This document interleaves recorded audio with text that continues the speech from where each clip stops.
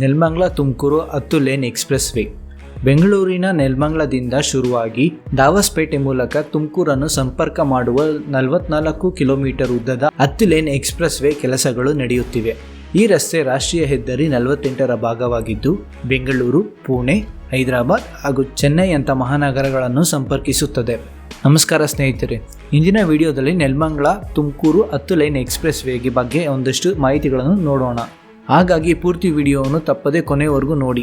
ರಾಷ್ಟ್ರೀಯ ಹೆದ್ದಾರಿ 48 ಆಗಿರೋದ್ರಿಂದ ಹೊರ ರಾಜ್ಯದಿಂದ ತುಮಕೂರು ಮೂಲಕ ಬೆಂಗಳೂರಿಗೆ ಪ್ರತಿದಿನ ಸಾವಿರಾರು ಟ್ರಕ್ಗಳು, ಬಸ್ಗಳು ಮತ್ತು ಕಂಟೈನರ್ಗಳು ಸಂಚರಿಸುತ್ತವೆ.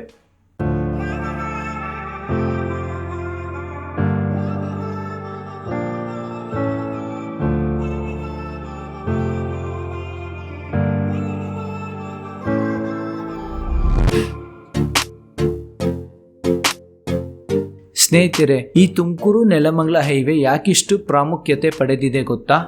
ಭಾರತದ 3ನೇ ಅತಿ ಉದ್ದದ ಹೆದ್ದಾರಿ ಇದಾಗಿದೆ. ಈ ರಾಷ್ಟ್ರೀಯ ಹೆದ್ದಾರಿ 48 ಬರೋಬ್ಬರಿ 2807 ಕಿಲೋಮೀಟರ್ ಉದ್ದ ಇದ್ದು 7 ರಾಜ್ಯಗಳ ಮೂಲಕ ಹಾದು ಹೋಗುತ್ತದೆ. ದೆಹಲಿ, ಹರಿಯಾಣ, ರಾಜಸ್ಥಾನ, ಗುಜರಾತ್, ಮಹಾರಾಷ್ಟ್ರ, ಕರ್ನಾಟಕ ಹಾಗೂ ತಮಿಳುನಾಡು. ಈ ಹಿಂದೆ ದೆಹಲಿಯಿಂದ ಮುಂಬೈವರೆಗಿನ ಮಾರ್ಗವು NH8 ಆಗಿತ್ತು ಮತ್ತು ಮುಂಬೈನಿಂದ ಚೆನ್ನೈವರೆಗಿನ ಮಾರ್ಗವು NH4 ಆಗಿತ್ತು. 2010ರಲ್ಲಿ ಇವುಗಳನ್ನು NH48 ಎಂದು ಮರುನಾಮಕರಣ ಮಾಡಲಾಯಿತು. ಉತ್ತರ ಭಾರತದಿಂದ ದಕ್ಷಿಣ ಭಾರತವರೆಗೂ NH48 ಪ್ರಮುಖ ನಗರಗಳು ಮತ್ತು ಆರ್ಥಿಕ ಕೇಂದ್ರಗಳನ್ನು ಸಂಪರ್ಕಿಸುತ್ತದೆ. ದೆಹಲಿ, ಗುರುಗ್ರಾಮ್, ಜೈಪುರ, ಅಹಮದಾಬಾದ್, ವಡೋದರ, ಸೂರತ್, ಮುಂಬೈ, ಪುಣೆ, ಬೆಂಗಳೂರು, ಚೆನ್ನೈ ನಡುವೆ ಅನೇಕ ಇತರ ನಗರಗಳ ಮೂಲಕ ಹಾದು ಹೋಗುತ್ತದೆ. ಇನ್ನು ಯಾವ ರಾಜ್ಯದಲ್ಲಿ ಎಷ್ಟು ಕಿಲೋಮೀಟರ್ ಹಾದು ಹೋಗುತ್ತದೆ ಎಂದು ನೋಡೋದಾದರೆ ದೆಹಲಿಯಲ್ಲಿ 13 ಕಿಲೋಮೀಟರ್, ಹರಿಯಾಣದಲ್ಲಿ 101 ಕಿಲೋಮೀಟರ್, ರಾಜಸ್ಥಾನದಲ್ಲಿ 635 ಕಿಲೋಮೀಟರ್, ಗುಜರಾತ್ನಲ್ಲಿ 498 ಕಿಲೋಮೀಟರ್, ಮಹಾರಾಷ್ಟ್ರದಲ್ಲಿ 278 ಕಿಲೋಮೀಟರ್, ಕರ್ನಾಟಕದಲ್ಲಿ 375 ಕಿಲೋಮೀಟರ್ ಹಾಗೂ ತಮಿಳುನಾಡಿನಲ್ಲಿ 1007 ಕಿಲೋಮೀಟರ್. ನೋಡೋದ್ರಲ್ಲ, ಈ ರಾಷ್ಟ್ರೀಯ ಹೆದ್ದಾರಿ 48 ಯಾಕಿಷ್ಟು ಪ್ರಾಮುಖ್ಯತೆ ಪಡೆದಿದೆ ಅಂತ. ಸ್ನೇಹಿತರೆ, ದೆಹಲಿಯಿಂದ ಚೆನ್ನೈವರೆಗೂ ಈ ಹೆದ್ದಾರಿ ಇದ್ದು ದೂರದ ರಾಜ್ಯಗಳಿಗೆ ಓಡಾಡುವ ಕಾರುಗಳು, ಬಸ್ಸುಗಳು ಹಾಗೂ ಸರಕು ಸಾಗಾಣಿಕೆ ಮಾಡುವ ವಾಹನಗಳು ದಿನನಿತ್ಯ ಈ ರಸ್ತೆಯನ್ನು ಬಳಸೋದ್ರಿಂದ ತುಂಬ ಬ್ಯುಸಿ ಆಗಿರುತ್ತದೆ. ಹಾಗಾಗಿ ಕಾಲಕ್ಕೆ ತಕ್ಕಂತೆ ವಾಹನಗಳು ಹೆಚ್ಚಾದಂತೆ ಈ ಹೆದ್ದಾರಿಗಳನ್ನು ಅಪ್ಗ್ರೇಡ್ ಮಾಡಬೇಕಾಗುತ್ತದೆ.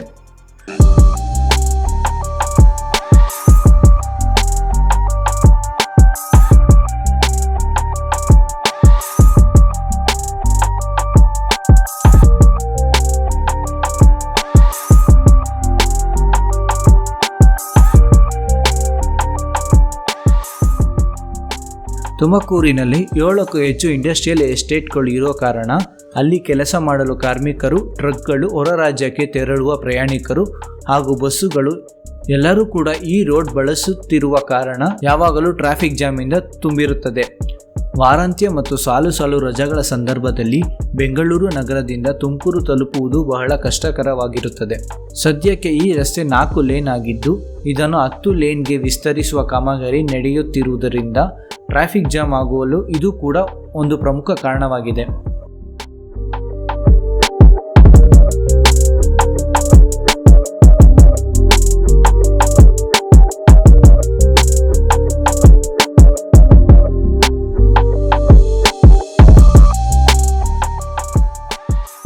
ತುಮಕೂರು ನೆಲಮಂಗಲ ಹೆದ್ದಾರಿ ಅತ್ಯಂತ ಪ್ರಮುಖವಾದುದು, ಏಕೆಂದರೆ ಇದು ನಮ್ಮ ಕರ್ನಾಟಕದ 15ಕ್ಕೂ ಹೆಚ್ಚು ಜಿಲ್ಲೆಗಳ ಮೇಲಿಂದ ಸಾಗುತ್ತದೆ ಮತ್ತು ಅವುಗಳನ್ನು ನೇರವಾಗಿ ಸಂಪರ್ಕಿಸುತ್ತದೆ. ಈ ರಸ್ತೆ ಶುರುವಾದಾಗ ವಾಹನಗಳ ದಟ್ಟಣೆ ಕಡಿಮೆ ಇತ್ತು. ವರ್ಷಗಳು ಕಳೆದಂತೆ ವಾಹನ ಸಂಖ್ಯೆ ಕೂಡ ಹೆಚ್ಚಾಗುತ್ತಾ ಬಂತು. ಬೆಂಗಳೂರಿನ ಸುತ್ತಮುತ್ತ ಇರುವ ರಸ್ತೆಗಳು ಈ ರಸ್ತೆಗಿಂತ ಉತ್ತಮವಾಗಿ ಅಭಿವೃದ್ಧಿ ಆದವು.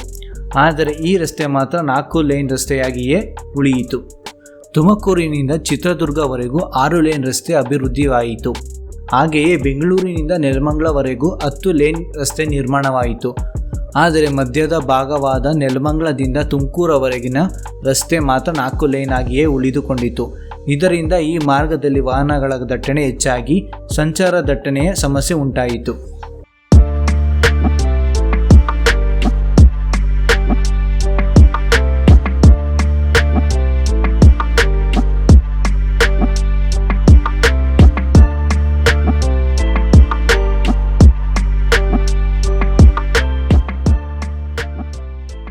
ಈ ರಸ್ತೆಯ ಅಗಲೀಕರಣ ಹಿಂದೆ ಅನೇಕ ಕಾರಣಗಳಿವೆ.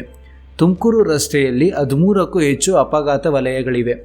ಈ ರಸ್ತೆಯಲ್ಲಿ ಪ್ರತಿದಿನವೂ ಸಾವಿರಾರು ಪ್ರಯಾಣಿಕರು ತಮ್ಮ ಪ್ರಾಣವನ್ನು ಕೈಲಿಟ್ಟುಕೊಂಡು ಪ್ರಯಾಣಿಸಬೇಕಾದ ಅನಿವಾರ್ಯತೆ ಎದುರಿಸುತ್ತಿದ್ದಾರೆ. ಇದಕ್ಕೆ ಒಂದು ಭೀಕರ ಉದಾಹರಣೆ ಏನೆಂದರೆ ಫೆಬ್ರವರಿ 2010ರಲ್ಲಿ ನಡೆದ ಘಟನೆ.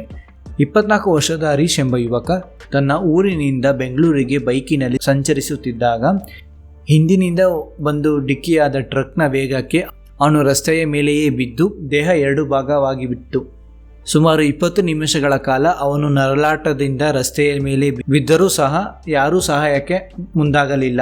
ಕೊನೆಗೆ ಆಂಬ್ಯುಲೆನ್ಸ್ ಬಂದು ಆಸ್ಪತ್ರೆಗೆ ಸಾಗಿಸುವ ಹೊತ್ತಿನಲ್ಲಿ ಹರೀಶ್ ಬದುಕಿಗಾಗಿ ಹೋರಾಡುತ್ತಾ ಕೊನೆಯುಸಿರೆಳೆದನು. ಈ ಘಟನೆ ಇಡೀ ರಾಜ್ಯವನ್ನು ತತ್ತರಿಸಿತು. ಆದರೆ ಇದಾದರೂ ಸರ್ಕಾರ ತಕ್ಷಣಕ್ಕೆ ಸ್ಪಂದಿಸಲಿಲ್ಲ. ಅಂತೂ 6 ವರ್ಷಗಳ ನಂತರ 2022ರಲ್ಲಿ ನೆಲಮಂಗಲ ತುಮಕೂರು ನಡುವಿನ 44 ಕಿಲೋಮೀಟರ್ ರಸ್ತೆ ಅಗಲೀಕರಣ ಕಾಮಗಾರಿ ಅಂತಿಮವಾಗಿ ಚಾಲನೆ ದೊರಕಿತು. 10 ಲೇನ್ ರಸ್ತೆಯಲ್ಲಿ 6 ಲೇನ್ ರಸ್ತೆ ಆಕ್ಸಿಸ್ ಕಂಟ್ರೋಲ್ ರಸ್ತೆ ಆಗಿರುತ್ತದೆ ಹಾಗೂ 4 ಲೇನ್ ಸರ್ವಿಸ್ ರಸ್ತೆ ಆಗಿರುತ್ತದೆ. ಈ ರಸ್ತೆಯನ್ನು 2 ಹಂತದಲ್ಲಿ ನಿರ್ಮಾಣ ಮಾಡಲಾಗುತ್ತಿದೆ. ಮೊದಲನೇ ಹಂತದಲ್ಲಿ 4 ಲೇನ್ ಸರ್ವಿಸ್ ರಸ್ತೆ ನಿರ್ಮಾಣ ಮಾಡಲಾಗುತ್ತದೆ. ಸದ್ಯ ಈ 4 ಲೇನ್ 52% ಮುಗಿದಿದೆ. ಎರಡನೇ ಹಂತದಲ್ಲಿ 6 ಲೇನ್ ಆಕ್ಸಿಸ್ ಕಂಟ್ರೋಲ್ ರಸ್ತೆ ನಿರ್ಮಾಣ ಮಾಡಲಾಗುತ್ತದೆ. ಈ 44 ಕಿಲೋಮೀಟರ್ ಉದ್ದದ ರಸ್ತೆಗೆ ಸುಮಾರು 2,000 ಕೋಟಿ ವೆಚ್ಚವಾಗುತ್ತದೆ. ಮಾರ್ಚ್ 2027ರಲ್ಲಿ ಕಂಪ್ಲೀಟ್ ಆಗಬೇಕೆಂದು ಟೆಂಡರ್ ತೆಗೆದುಕೊಂಡ ಕಂಪನಿಗಳಿಗೆ ಸರ್ಕಾರ ಡೆಡ್ಲೈನ್ ನೀಡಿದೆ. ಈ ರಸ್ತೆಯ ಕೆಲಸ ಮುಗಿದ ಮೇಲೆ ಕೆಂಪೇಗೌಡ ಇಂಟರ್ನ್ಯಾಷನಲ್ ಏರ್ಪೋರ್ಟ್ ಕಡೆಗೆ ಹೋಗುವ ಜನರಿಗೆ ಡಾಬಾಸ್ಪೇಟೆ ಇಂಡಸ್ಟ್ರಿಯಲ್ ಏರಿಯಾ ಹಾಗೂ ಸೋಂಪುರ ಇಂಡಸ್ಟ್ರಿಯಲ್ ಏರಿಯಾ ಕಡೆ ಹೋಗುವ ಕಾರ್ಮಿಕರಿಗೆ ಸಹಾಯವಾಗುತ್ತದೆ. ನಮ್ಮ Bengaluru satellite town ring road ಬಳಸುವ ಸರಕು ಸಾಗಾಣಿಕೆ ವಾಹನಗಳಿಗೆ ಈ ನೆಲಮಂಗಲ ತುಮಕೂರು 10 ಲೇನ್ ರಸ್ತೆ ವರದಾನವಾಗುತ್ತದೆ. ದೂರದ ಊರಿಂದ ಬಂದಿದ್ದ ಪ್ರಯಾಣಿಕರಿಗೆ ಸರಕು ಸಾಗಾಣಿಕೆ ವಾಹನಗಳಿಗೆ ಒಂದು ರೀತಿಯ ಈ ನೆಲಮಂಗಲ ತುಮಕೂರು ರಸ್ತೆ ಅಡಚಣೆ ಆಗುತ್ತಿತ್ತು. ಯಾಕೆಂದರೆ ಒಂದು ಸಣ್ಣ ರಸ್ತೆ ಅಪಘಾತ ಆದರೂ ಈ ರಸ್ತೆಯಲ್ಲಿ ಕಿಲೋಮೀಟರ್ ಗಟ್ಟಲೆ ಟ್ರಾಫಿಕ್ ಜಾಮ್ ಆಗುತ್ತಿತ್ತು.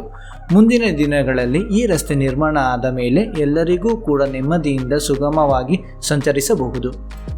ಈ ರಸ್ತೆ ಉದ್ಘಾಟನೆ ಆದ ಮೇಲೆ ಟ್ರಾಫಿಕ್ ಕಡಿಮೆಯಾಗುತ್ತದೆ, ಅಪಘಾತ ವಲಯಗಳು ಕೂಡ ಕಡಿಮೆಯಾಗುತ್ತದೆ. ಬೆಂಗಳೂರು ತುಮಕೂರು ಸಂಪರ್ಕ 1 ಗಂಟೆ ಬದಲಿಗೆ 25ರಿಂದ 30 ನಿಮಿಷಕ್ಕೆ ಇಳಿಯುತ್ತದೆ. ಇದಾಗಿತ್ತು Bengaluru Tumakuru 10 lane express highway ಬಗ್ಗೆ ವಿಡಿಯೋ. ಈ ವಿಡಿಯೋ ಇಷ್ಟ ಆದಲ್ಲಿ ಲೈಕ್, ಶೇರ್ ಹಾಗೂ ತಪ್ಪದೇ ನಮ್ಮ ಚಾನಲ್ನ ಸಬ್ಸ್ಕ್ರೈಬ್ ಮಾಡಿ.